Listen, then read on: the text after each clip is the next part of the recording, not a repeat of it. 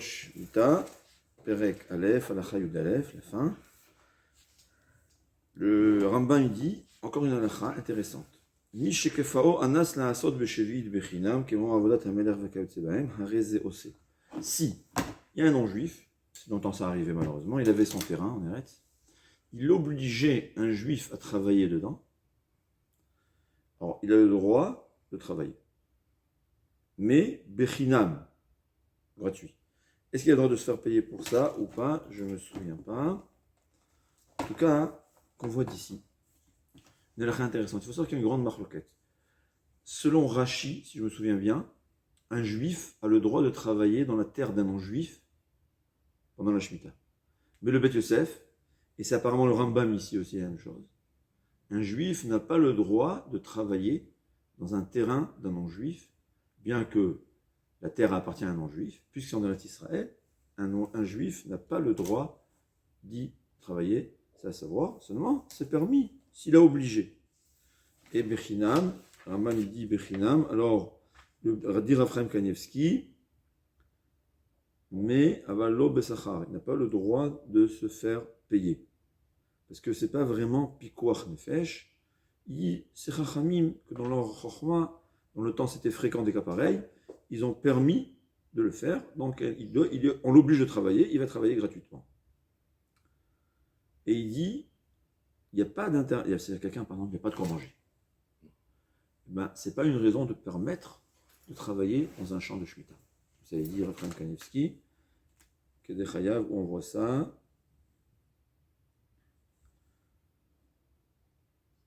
Comme ça, il ramène ici, c'est du Chazon Ish, peut-être qu'ils ne sont pas d'accord, je ne sais pas. En tout cas, c'est ce que, apparemment du Rambam, on a le droit de travailler gratuitement, seulement si c'est forcé. Donc on voit d'ici, c'est pour ça que ça concerne aussi le Heter Mechira. Il y a qui s'appuie sur le Heter Mechira.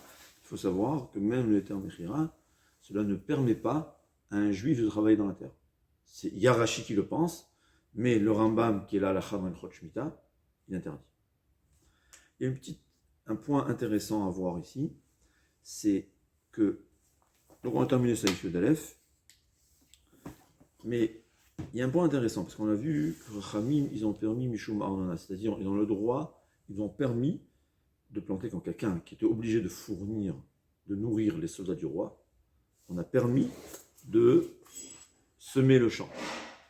Demande de Chazon Ish et demande de Sma, mais on a une promesse d'Akadosh Baruch Hu qu'on ne va rien perdre. Ouais. Alors là, le Sma il étudie ici que toute cette bracha a été donnée seulement dans Shemitah Minatora. Mais aujourd'hui, c'est Shemitah des Rabbanan, il n'y a pas la bracha. Le Chazon Ish n'est pas du tout d'accord. Il dit, on voit que quand Chachamim il décrète des choses, ça se reste tout le temps. Alors Veliachi il ramène une preuve, c'est écrit que c'est l'El Shimurim. La première nuit de la Seder, c'est l'El Shimurim, c'est un jour protégé. Il dit, on voit cette halakha même le deuxième jour. C'est la raison pour laquelle on a le droit de boire 4 verres. Il dit, on peut boire 4 verres de vin, bien que c'est dangereux, parce que c'est l'El Shimurim, demande Rav Eliashiv, et le deuxième jour. On voit que quand Chachamim, ils instituent quelque chose, au ciel, on est d'accord. De même, on voit Rosh Hashanah, il y a 2 jours, c'est des Rabbanan, mais nos sages expliquent, en vérité, le jugement, il se passe pendant 2 jours. Il faut savoir que le deuxième jour aussi, il y a le jugement. Un peu moins important que le premier jour, il y a aussi le jugement le deuxième jour.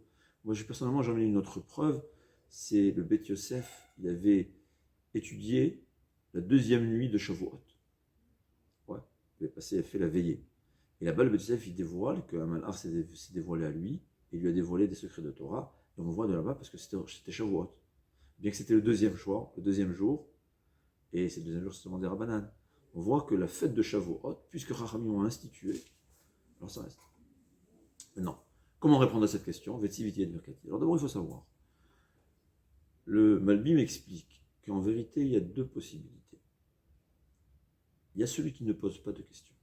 Celui qui ne pose pas de questions, il ne verra pas de ses yeux la bracha.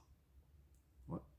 Celui qui se pose la question, il lui dit, eh ben, tu te poses la question, eh ben, tu vas gagner 3 fois plus. Dis la Gemara, c'est quoi la différence?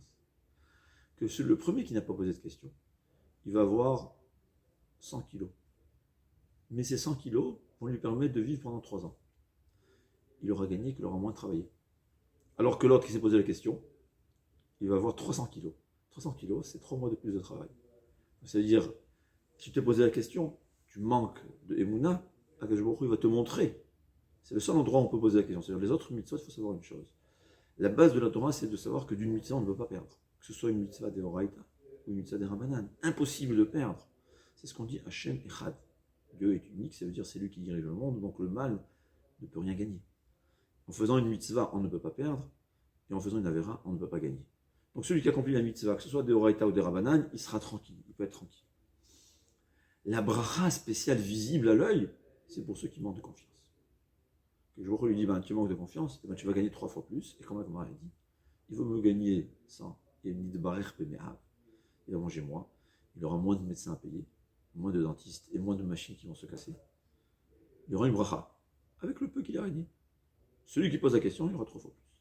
Mais dit le Chazon-Ish, c'est vrai que des fois, on manque de mérite, alors on ne verra pas la bracha. C'est pour ça que Rachamim, eux, parfois, ils disent, ou peut-être ils pensaient que pas tout le monde aurait résisté. C'est fois aussi, des fois, cette raison. Donc Rachamim, ils peuvent se permettre, on dit, puisque c'est des Rabbanan, on va permettre de planter pour nourrir les soldats. Mais en principe, la bracha reste même actuellement, et concrètement, on le voit. On interroge les agriculteurs. Il y a 2 sortes d'agriculteurs. Il y a un, il a dit, je ne vois pas que la veille de Shemitah, ça pousse 3 fois plus. Je ne le vois pas. Mais, je ne sais pas, en septennat, c'est-à-dire de 7 ans, je me débrouille comme mes copains, comme mes amis, exactement comme mes amis. Je vis aussi bien qu'eux. Hachem, il s'arrange. Il y a moins de machines qui se cassent, ou je ne sais pas comment.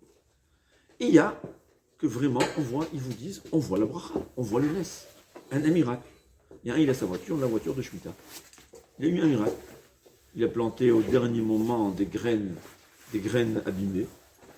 Il voit ça pousser 3 fois plus haut, du céleri comme ça, il raconte. Et en fin de compte, au dernier moment, c'est-à-dire qu'il y avait une pénurie de céleri, je ne sais pas où en Europe, alors que lui il croyait que ces gens ils allaient jeter tout ce céleri. Il dit, c'était 3 fois la hauteur normale, comme ça il dit, 3 ou 4 fois. Il a dit en quelques jours, il a embauché tout le village, tout son phare, a récolté. Il s'est fait en 3 semaines ce que les autres ils faisaient en 3 ans. Et il a acheté une voiture, il a acheté la voiture de la Shemitah. Ou bien quelqu'un qui a dit une fois, c'était quelqu'un de très simple. Étudier le Tanakh avec ses enfants. Je parle des questions récentes, concrètes, ce n'est pas des choses qui sont passées il y a 500 ans. Je parle dans les 20 dernières années. Il étudie qu'il faut faire Shemitah. C'est des agriculteurs, pas religieux. C'est quelqu'un qui raconte, il y a un homme religieux qui vient, il appelle, je veux garder Shemitah. Il lui dit, qu'est-ce qui se passe? Il dit, moi, ce religieux, d'habitude, c'est lui qui essaye de convaincre les agriculteurs de garder Shemitah. Et vient un agriculteur non religieux qui dit, je veux garder Shemitah. Il lui dit, qu'est-ce qui se passe? Il lui dit, je vais te raconter une histoire. Il y a 7 ans, on lit le Tanakh avec ma famille, comme ça chaque soir on lit un peu de Chumash, et on voit que la mitzvah de Shemitah. On se dit, mais c'est pas possible, comment on va faire? Ma fille me dit, mais regarde la suite, que Hachem il dit qu'on va avoir 3 fois plus. Mais la discussion, enfin, on est aujourd'hui la 6e année, si on gagne 3 fois plus, on va faire la Shemitah.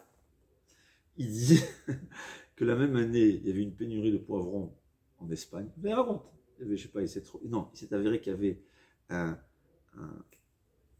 produit qu'on met pour un insecticide qui n'était pas permis.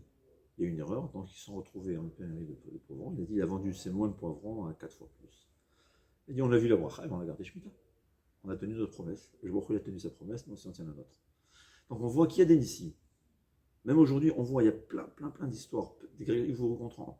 Et d'autres qui vous disent j'ai pas vu la main de Dieu de miracle, mais je peux te dire que Tachlès, concrètement, au bout de 7 ans, je vis aussi bien que les autres. Ça veut dire, qu'est-ce qu'il a fait? Il a gagné 1 an d'études. Bon, mon fils, il vit dans une yeshiva, dans un village, comme on dit, dans un endroit agriculteur. Et là-bas, des agriculteurs, l'année de Shemitah, ils sont en collège. Il est en collège. Ouais, étudie. Comment tu fais pour nourrir? Je ne sais pas, mais Hachem, il débrouille. Je me débrouille. Enfin, quand je me débrouille. C'est ce qu'il faut savoir. Et de toute la façon, il faut savoir, quand on fait une mitzvah, il est impossible de perdre. Akadosh Baruch Hu, il est honnête. Si tu fais ce qu'il a demandé, il te donnera la vie. C'est impossible autrement. S'il va donner à celui qui transgresse la halakha, il ne va pas la donner à celui qui garde la halakha. C'est évident. C'est ce qu'il faut savoir. C'est dans toute la vie comme ça. Impossible de perdre une mitzvah. Et impossible de gagner d'une avera. Et le Ramchal dit, c'est ça, Shema Israël, Hashem Echad. C'est quoi unique? S'il y avait le Yetzer Hara, il avait des forces qui ne provenait pas d'Akadosh Baruch Hu, on peut comprendre que des fois, en suivant le Yetzirah, on va gagner. Mais si tout le Yetzirah, tout son pouvoir, il le tient d'Akadosh Baruch Hu, parce que Baruch Hu, il est unique, alors c'est impossible qu'en suivant le Yetzirah, on va gagner quelque chose. C'est ce qu'il faut savoir. Be'atzlacha, kol tov.